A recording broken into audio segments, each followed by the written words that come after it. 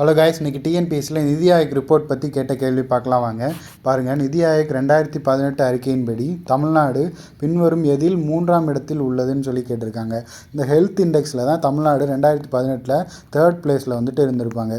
இங்கே பாருங்கள், health index round 3 அப்படிங்கிற 2018-19 வந்துட்டு இந்த டேட்டா வந்து ரிலீஸ் பண்ணியிருப்பாங்க. இதில் ஓவரால் ரேங்க் பாருங்கள், தமிழ்நாடு வந்துட்டு 3rd பிளேஸில் வந்துட்டு இருக்கும்.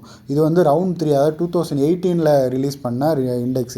ஸோ இப்போ ரீசெண்டாக 2019 வந்துட்டு ரவுண்ட் 4 அப்படின்னு சொல்லிட்டு ஒரு டேட்டா வந்து ரிலீஸ் பண்ணியிருப்பாங்க. அதில் வந்துட்டு பார்த்திங்கன்னா தமிழ்நாடு வந்துட்டு 2nd பிளேஸில் வந்துட்டு முன்னேறி இருப்பாங்க. ஸோ அப்போ இதுக்கப்புறம் நிதி ஆயோக் ரிப்போர்ட்டில் ஹெல்த் இண்டெக்ஸில் தமிழ்நாடு எந்த பிளேஸில் இருக்குது அப்படின்னு சொல்லி கேட்டாங்கன்னா 2nd பிளேஸ் நோட் பண்ணி வச்சுக்கோங்க.